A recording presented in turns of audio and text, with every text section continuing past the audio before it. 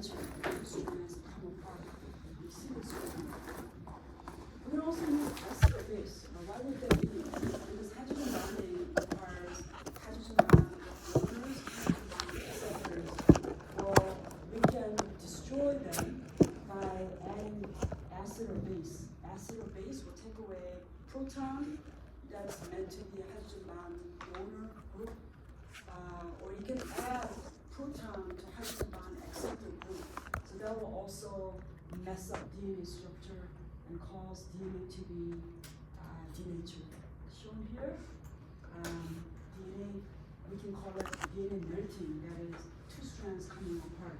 So we talked about heating that cause dissociation of the hydrogen bonding, also disruption of the stacking interaction to cause DNA strands to come apart. Sometimes we can use extreme salt conditions. Salt can also, because of the ionic interaction, can cause two strands to destabilize and come apart. Of course, acid and base. So here's the thing. At the very beginning of the chapter, we talked about how base, sodium hydroxide, can cause cleavage of the phosphodiester bond, right? Because ribose sugar in RNA has that 2' hydroxyl group that is susceptible to base attack. But DNA doesn't have that, so we said that DNA is more stable than RNA. But if you add enough of a base will also interfere with DNA's ability to stay together as hydrogen bonds are destroyed. So basically, extreme acid or base will cause both DNA and RNA to be losing their structure. In the case of RNA, base will completely break down all the phosphodiester bonds and just collapse them into individual random nucleotides. In the case of DNA, extreme base will cause DNA to denature.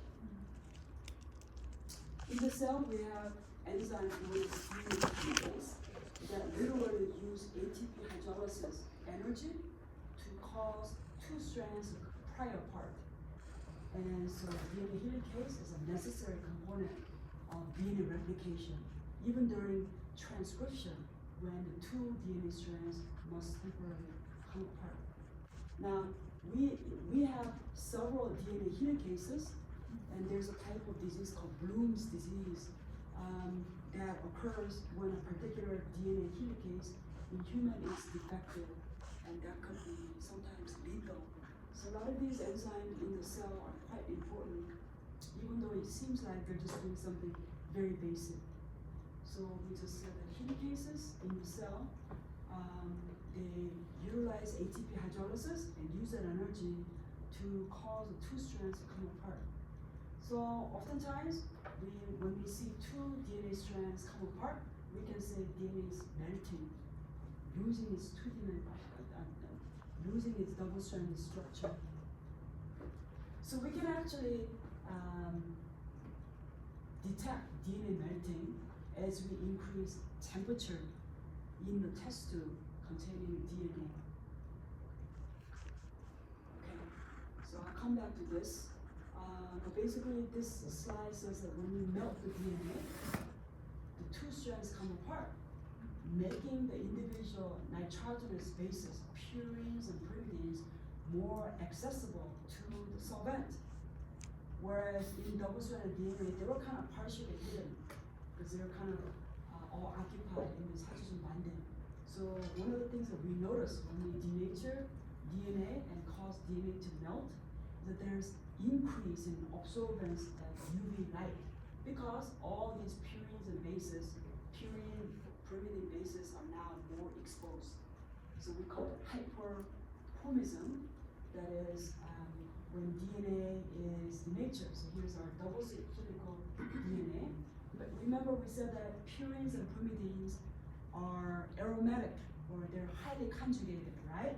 So they have natural absorbance at UV light, especially at 206 nanometer. So if we look at the absorbance across the UV range, you can see the peak absorbance at 260 nanometer of double hit strand DNA. However, if you repeat that reaction by first melting the DNA, heating it up, you see an even increase, more increase at peak wavelength at 260 nanometer, and we call that hyperchromism. Right? Now, after DNA is denatured like this, if you cool down the DNA, eventually the complementary strands will find their partners, and they'll just snap back to original double-strand DNA. So eventually, after you cool down the denatured DNA, you will see what's called hypochromism, the lowering of the absorbance of 260 nanometer, indicating that DNA has gone back to double-strand. Okay. So this is absorbance of DNA only looking at 260 nanometer in response to increase in temperature. Depending on the DNA, temperature at which the DNA melts will be different. Short DNA chains will have a very low melting temperature. That is, temperature curve like this almost looks like sigmoidal because there's a cooperativity. As soon as a portion of the double-strand DNA denature, the rest of the DNA denatures, right? So there's cooperativity showing sigmoidal curve. And so if you go to the halfway, this is almost like a pK value on a titration curve. If you go to the halfway on that curve and drop it down, that'll lead you to a particular temperature. That's called melting temperature. That is, it's a temperature halfway on the melting curve of a DNA. And the higher the melting temperature, the longer the DNA stays double-stranded. Usually, short DNA strands have much lower melting temperature because they don't have a lot of DNA strands to cause DNA to be denatured. So longer DNA strands tend to have higher melting temperature. Also, the sequence of DNA matters. The more guanine base, cytosine base pairing, more GC base pairing, higher the melting temperature because GC base pairs have 3 hydrogen bonds as opposed to AT base pairs that have 2 hydrogen bonds. Okay? So melting temperature will vary. So we talked about hypochromism when DNA that have a denature go back to being double-stranded. Again, we can monitor the DNA melting by looking at the absorption at 260 nanometer in the UV light range. Okay, so DNA replication is called conservative because each new helix retains both the parental strands. Replication only occurs when temperatures increase above Tm, melting temperature. Replication requires hydrogen bonds to be disrupted. Replication is accompanied by a decrease in absorption at 260 nanometer, and replication results in second-generation daughter molecules that do not contain any of the original parent strains. Okay. Requires hydrogen bonding. This is not true because some amount of melting occurs even before you reach melting temperature. All right. Okay. Let's talk about the enzyme that's involved in DNA replication. There are a huge number of enzymes, including DNA helicase, but really the main enzyme is called DNA polymerase. This enzyme is not just a single polypeptide, but it's made up of multiple polypeptides. It's a big, gigantic machine together, referred to as DNA polymerase. And overall reaction that it catalyzes is this. We have a DNA containing a certain length and means certain number of nucleotides. Here comes a deoxyribonucleotide triphosphate. And what the enzyme will do is only take the monophosphate version, not the two outermost phosphorus group. So it'll take the monophosphate, and then, so here's the DNA template.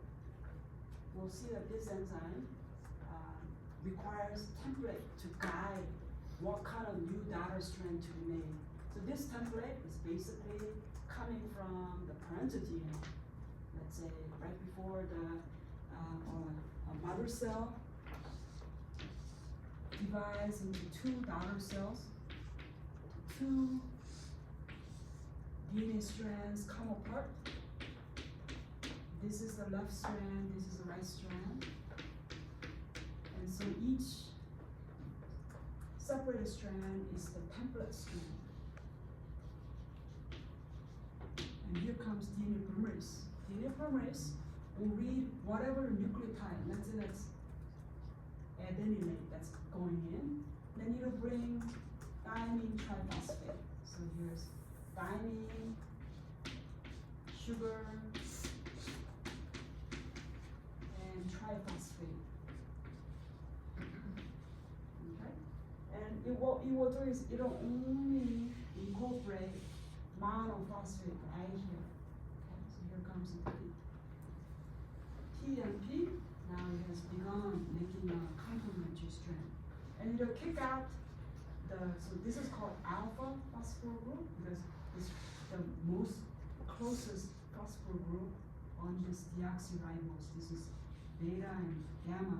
So basically the beta gamma phosphor groups come off. And this is known as, oops, too many oxygens. I can't write big because I get my P's and O's mixed up. So this is called pyrophosphate. Literally beta and gamma phosphate from that trinucleotide. In a lot of the books, the pyrophosphate is abbreviated as PPI. So here's a parental DNA template, and now the enzyme is ready to insert DATP in response to thymine. So it'll only take the AMP portion, and it's right here. It's right here. So it's an AMP right here. That phosphor group is used to make the new phosphodiester bond. And the beta and gamma phosphate, they leave. And so that's one round of catalysis. Enzyme can begin new round of catalysis by looking at the next nucleotide. So DCMP. In response to that, enzyme brings GTP. Again, only enters GMP, kicking out pyrophosphate. So enzyme each time is making a new phosphodiester bond. So that takes energy to make this new bond right here. So let's say against guanine, it incorporated cytosine. It takes energy to make new phosphodiester bond. So where is that energy coming from? It turns out pyrophosphate, when it's released, there's an enzyme known as pyrophosphatase. It kind of reflects on the name of the reactant that we will work with. And what it does is that this is a high energy bond, phosphorus, oxygen, phosphorus. This bond is known as high energy phosphor and hydrous bond. It'll cleave that high energy phosphor and hydride bond, and make two inorganic phosphates. Okay. So because this is a high energy bond that's being broken, there is enough of a free energy release to compensate for the energy required to make this new phosphodiester bond.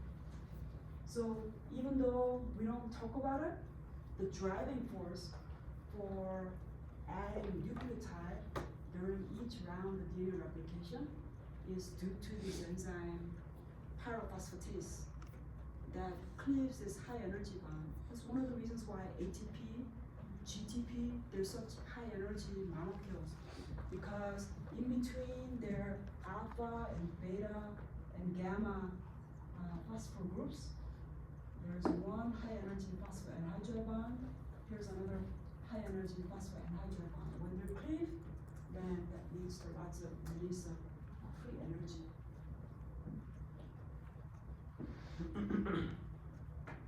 Okay, so DNA polymerization requires the following components.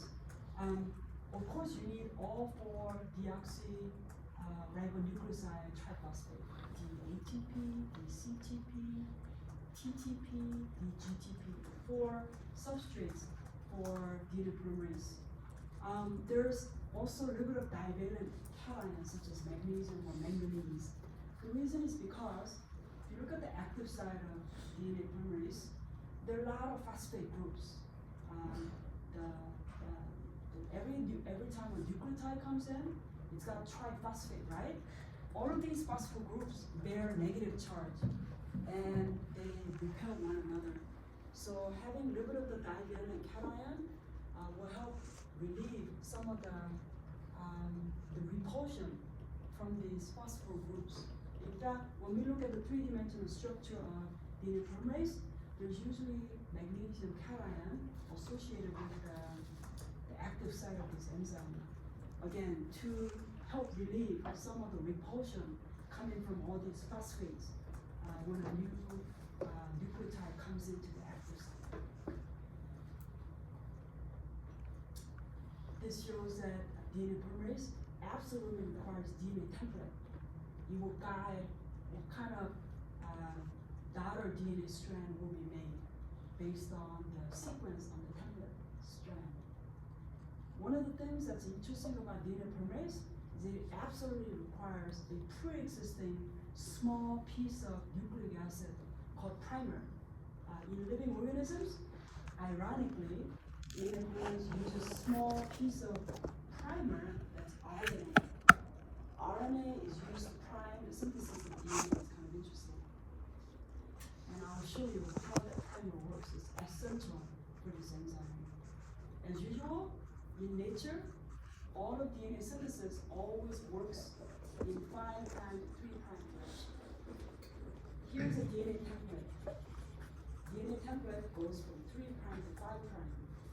And now here's a primer that provides that 3' hydroxyl group that I will show you. And the primer is oriented in opposite orientation, while the template DNA is laid down 3'5'. Primer is laid down 5'3'. That's one of the reasons why two DNA strands are anti-parallel to each other. And look at the direct orientation of DNA synthesis. It starts at 5'. It's continuously elongating the 3' end. So overall direction of newly made daughter DNA synthesis is going from 5' to 3'. That has always been true in nature across all organisms. Now, DNA polymerase is quite accurate, and it has some ability to correct its own mistakes to make DNA polymerization as accurate as possible. Because we don't want to be making mutations when we replicate, copy our DNA, because this DNA that we're going to make is going to be donated to daughter cells. We want to try to pass on the DNA as error-free as possible. So most DNA polymerases have what's called proofreading activity to kind of have a chance to pause and make sure it has replicated in a correct manner before it's passed on to daughter cells. Okay, so how does the mechanism work? So here's our template DNA strand. So you have to imagine this is in the active side of DNA polymerase. Template strand, the parental DNA strand goes from 3', 5'. And the new daughter strand, which is being made right now, is going from 5' to 3', always anti-parallel to the DNA template strand. Imagine this is the primer, in this case, let's say a small piece of RNA that helps prime or get the reaction started.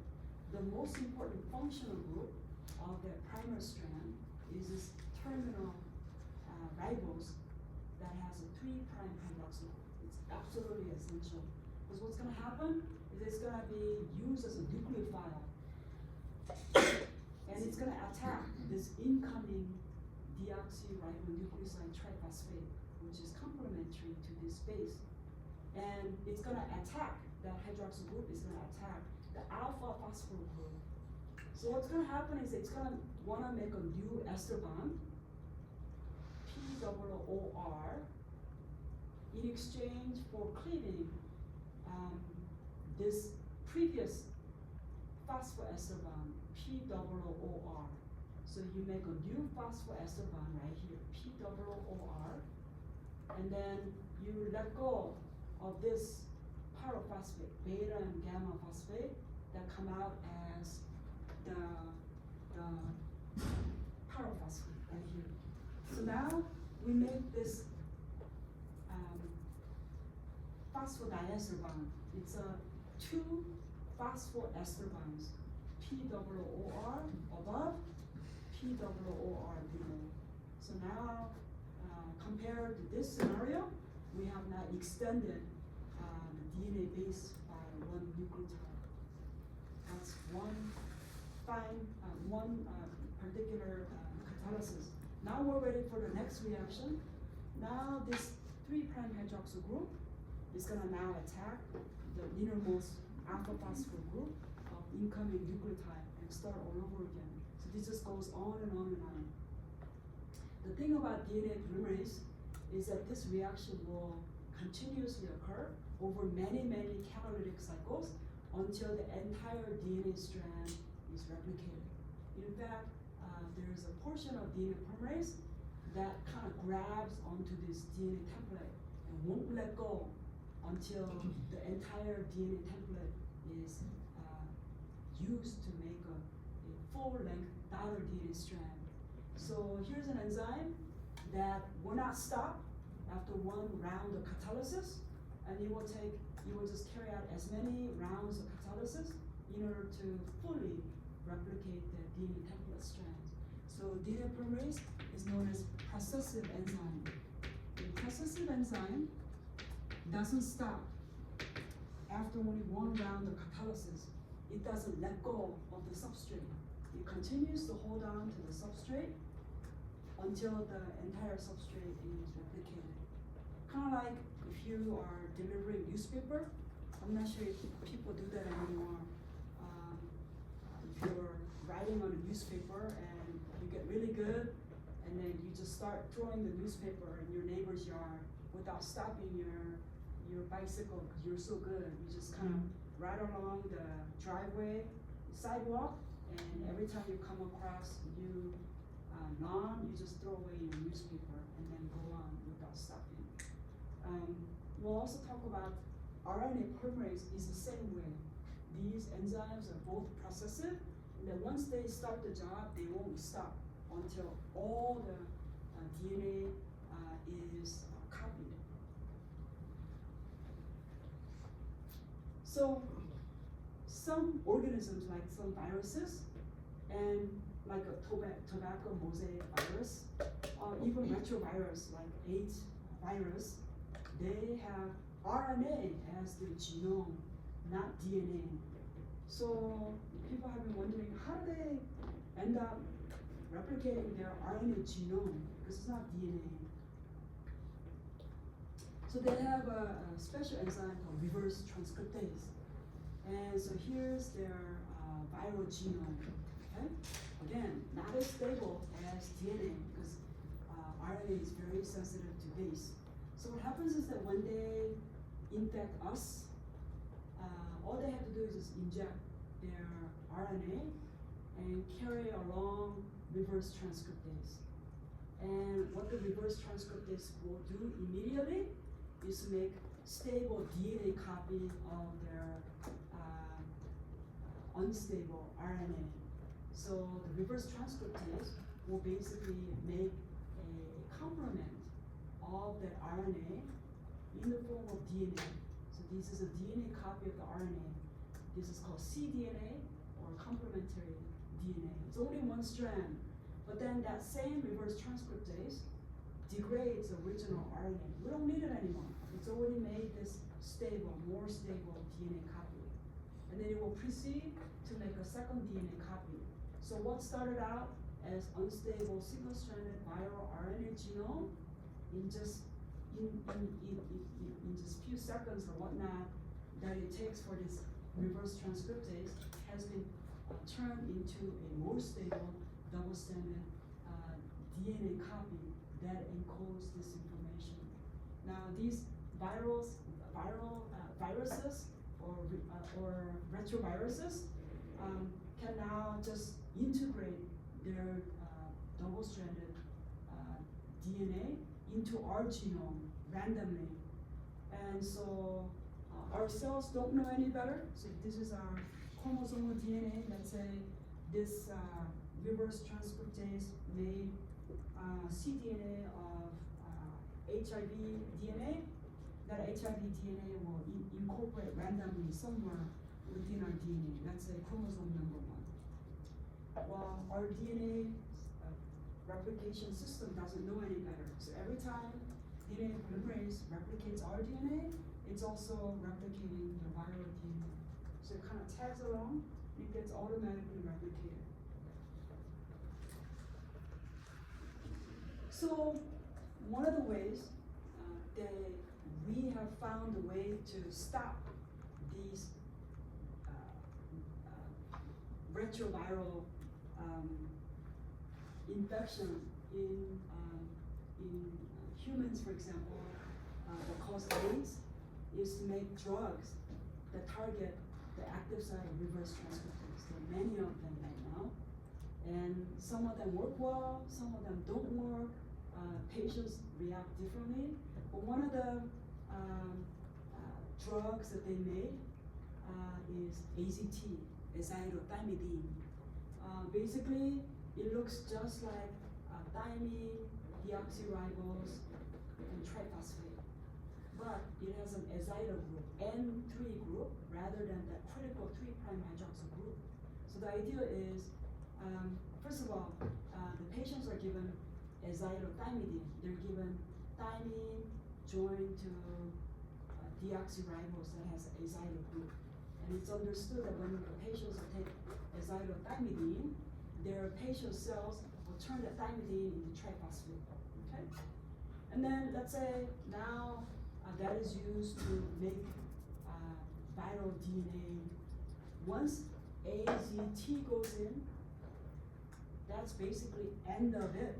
That's end of the viral replication, because there's instead of a critical 3' hydroxyl group required for chain extension, there's a bulky azido group. So that's one way to kind of stop retroviruses from thriving and continuing with the reaction. There are other protease inhibitors. Apparently, when retroviruses make their protein is made in larger than the final size. So these proteins are made as larger precursors, and they need specific proteases to kind of trim the N-terminus, C-terminus. And so also drugs that can act as protease inhibitors have been also used to, again, control the infection in these patients infected with these retrovirus. So again, this shows how reverse transcription can be inhibited by the usage of azidothymidine, and also viral protein. Their protein synthesis can also be inhibited by using protease inhibitor. Okay, so when we say DNA is expressed, each genes are being made into products.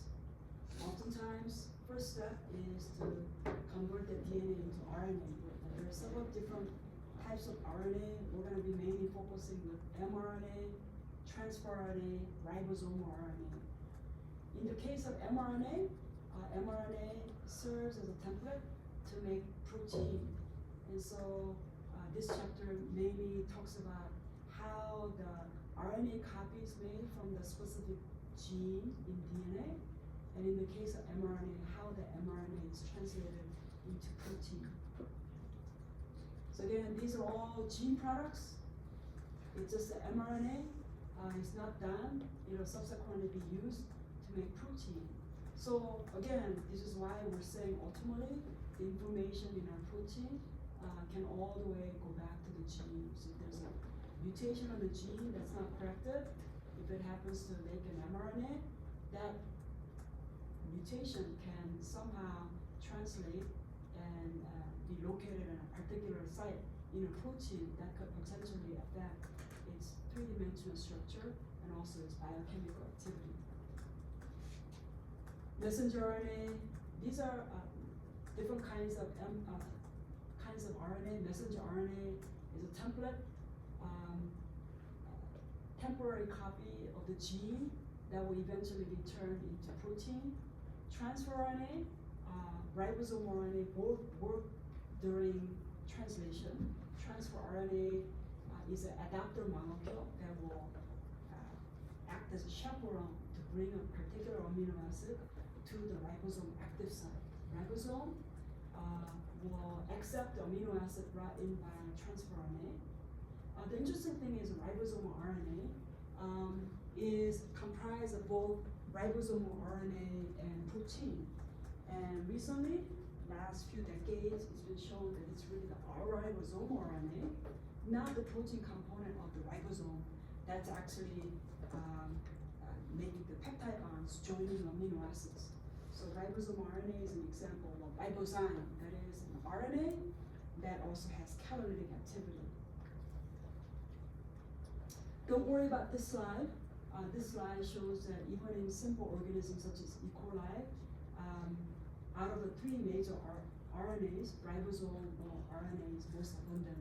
That kind of gives you indication how important translation is in the cell, while transfer RNA, mRNA are less abundant. We're used to talking about the ribosomal RNA with specific segmentation coefficient. 23S ribosomal RNA. That's the RNA associated with a large ribosomal subunit, and that happens to be the ribozyme. That's the enzyme that links amino acids. The small ribosomal subunit has both 16S ribosomal RNA. Actually, the 5S ribosomal RNA is part of the large ribosomal subunit. 16S ribosomal RNA, we will see, is going to be very important in helping ribosome see where the AUG translation initiation codon will be on the mRNA. So transcription is a process very similar to replication, but it's a process where we make a RNA temporary copy from the DNA gene. And the enzyme is RNA polymerase, very similar to DNA polymerase. Again, RNA polymerase is not just one polypeptide, but many polypeptides working together.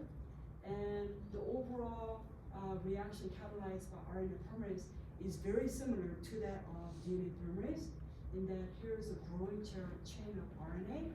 RNA polymerase incorporates one ribonucleoside triphosphate at a time, elongating the pre-existing RNA chain by one nucleotide, while ejecting the beta gamma phosphate in the form of pyrophosphate. Again, there's a downstream enzyme, pyrophosphatase, that will also create the high energy phosphoanhydride bond, again providing the free energy required to make that new bond every time RNA chain is elongated by one nucleotide. So here's a very nice three-dimensional structure of RNA polymerase in E. coli, and each polypeptide is colored differently, and it almost looks like kind of like a Pac-Man. This is where the mouth is, and there's a green ball. Just like DNA polymerase, RNA polymerase requires a little bit of divalent and cation. So in this co-crystal structure, it's very nice to be able to see a magnesium cation kind of occupying that portion of the active site. Mainly, it's the orange and the blue polypeptide chains that make up the bulk of this active site. Interesting thing about RNA polymerase is that it doesn't require primer. If we have a DNA template strand like this, let's say it goes from 3' to 5', RNA polymerase is distinct from DNA polymerase in one way, in that it doesn't need any pre-existing primer. So the first nucleotide it incorporates at the very beginning of the RNA, and it doesn't matter if it's mRNA, ribosomal RNA, tRNA, the whole entire triphosphate is incorporated. And RNA polymerase in nature likes to begin with purine. So this is always a GTP or even an ATP. But interesting thing is, no primer is required. The whole entire purine trinucleotide is incorporated. Once that is done, that first nucleotide provides the 3' hydroxyl group that can act as a nucleophile to attack. And so we say that RNA polymerase can initiate RNA chain de novo on its own without the help of any primer. It requires divalent cation. It requires all 4 ribonucleotides, and it requires a DNA template. Again, just like DNA polymerase, the direction in which RNA is made doesn't matter. It's mRNA, tRNA, ribosomal RNA, always made in 5', 3' direction. Again, what's the mechanism? Same scenario is shown here. This is almost identical slide few slides ago, except that there is no hydroxyl group because we were talking about DNA chain synthesis. But again, here's our DNA template going from 3' to 5'. So let's say this is our first nucleotide where the whole entire triphosphate has been added. Now the enzyme uses 3' hydroxyl group as a nucleophile to attack the innermost phosphorus of the incoming ribonucleotide, ejecting pyrophosphate, which is then subsequently hydrolyzed by pyrophosphatase. So now we have elongated the RNA chain by 1 nucleotide. Again, same phosphodiester bond is made, POOR, POOR. Okay? So again, just like DNA, RNA, we have the backbone where sugar, phosphate just alternate back and forth and back and forth.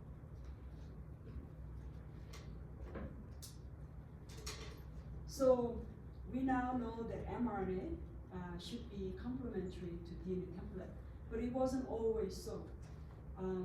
But a lot of preliminary evidence shows that RNA product, its nucleotide composition kind of mirrors the nucleotide composition of one of the DNA strands.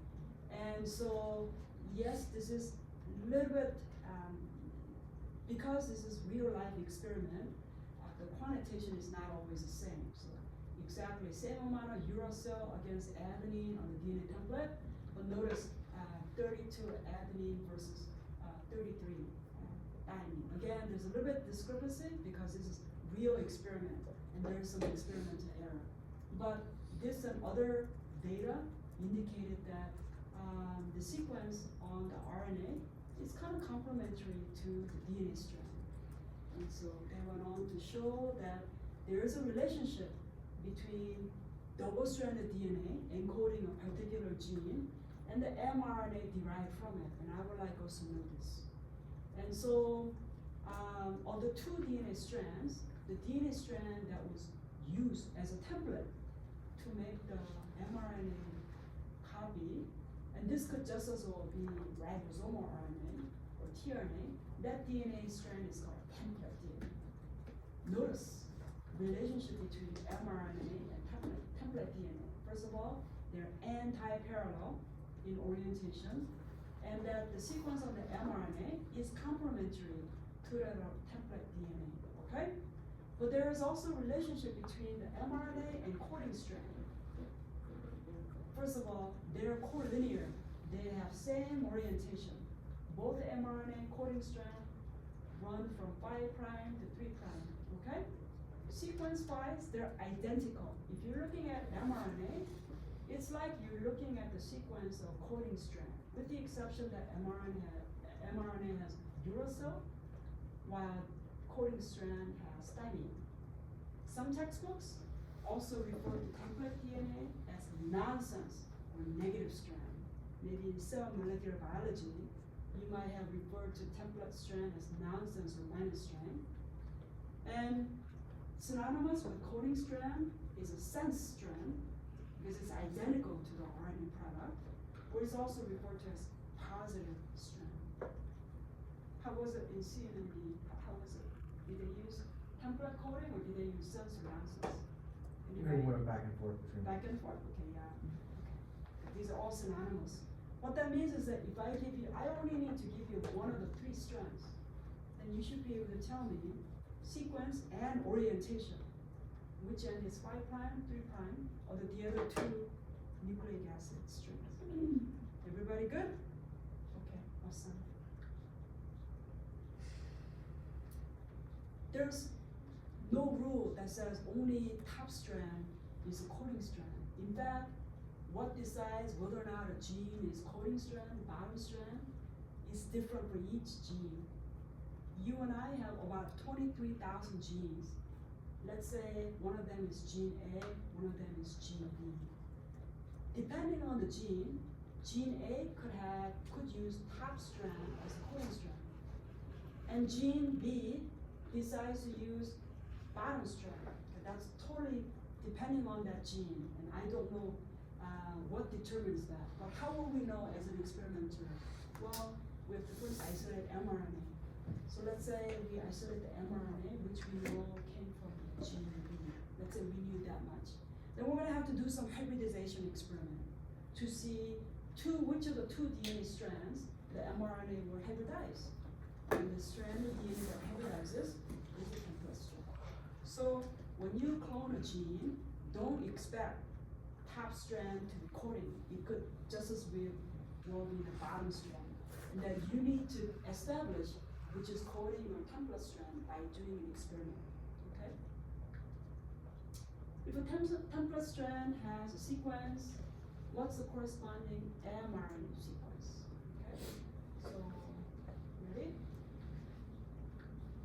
Okay, so template strand is complementary to mRNA. So while template is running 3', 5', mRNA is going 5' to 3', anti-parallel.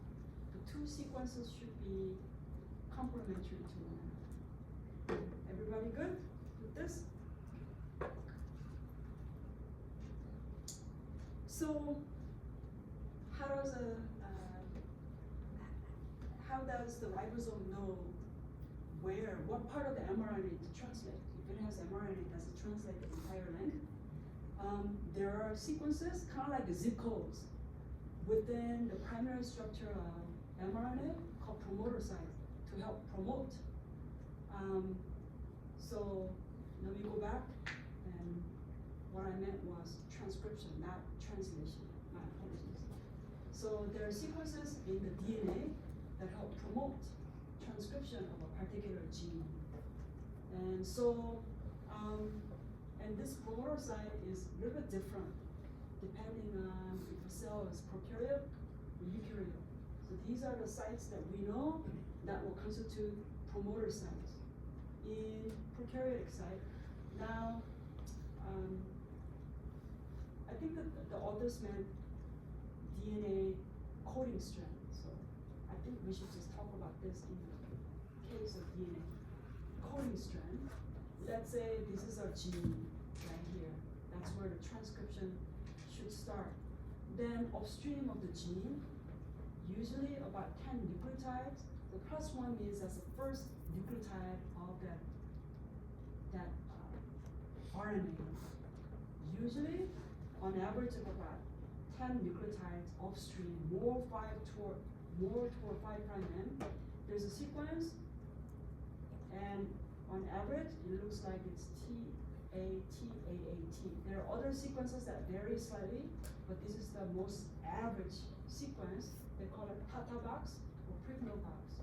Even further away, about 35 nucleotides. Again, this distance can slightly vary depending on the gene, but in this idealized setting, on average, about 35 nucleotide 5' N.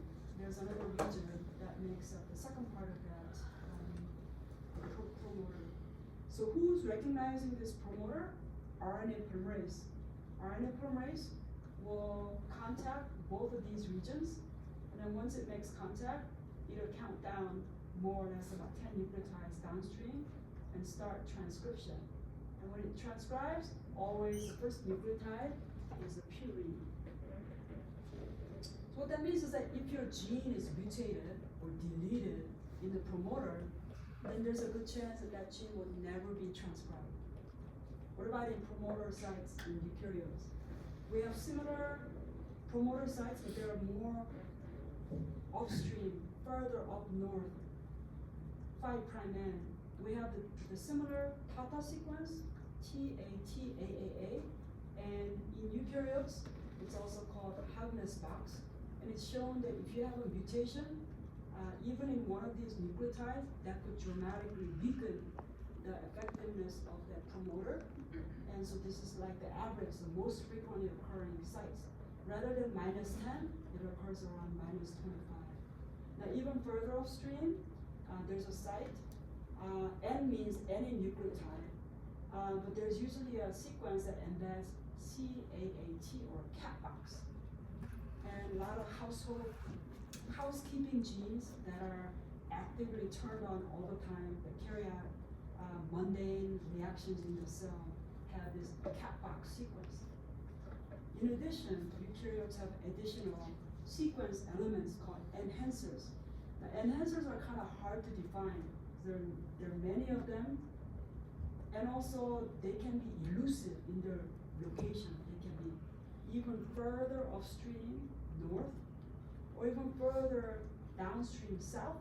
They can even be on the opposite strand, either on the coding strand, on the template strand. So if you clone a gene in eukaryotes, you'll be spending a lot of time looking for enhancers, and they could be everywhere, so you have to do a lot of close-up study. So I really respect all this work that went on to unearth some of these important regions. So again, eukaryotic RNA polymerase will recognize these sequences.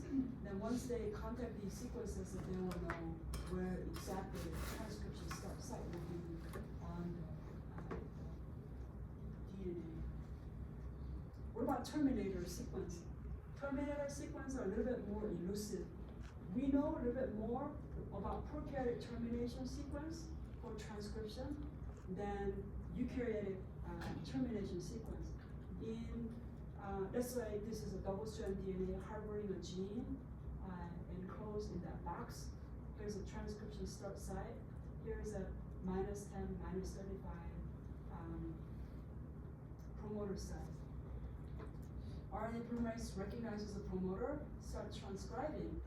When the mRNA has reached the transcription termination site, the mRNA near the transcription termination site has two regions that are complementary to one another. So if my mRNA is like this, I have this region that can make a double-strand region like this. So this kind of a hairpin loop followed by a stretch of uracil. Structurally, that's what constitutes transcription termination in prokaryotes. So as RNA polymerase is transcribing from this template DNA, the newly made mRNA will self-fold to make this stem loop sequence, and that helps to dissociate RNA polymerase and transcription disorder. Some mRNAs though, this kind of stem loop termination sequence is not enough. There is an additional protein factor called Rho for release, where the Rho protein will act as a helicase to cause newly made RNA to basically dissociate its hydrogen bonding from the DNA template. And so that's at best what we know about transcription termination in prokaryotes, while in eukaryotes, less is known about transcription termination. And we should stop right here.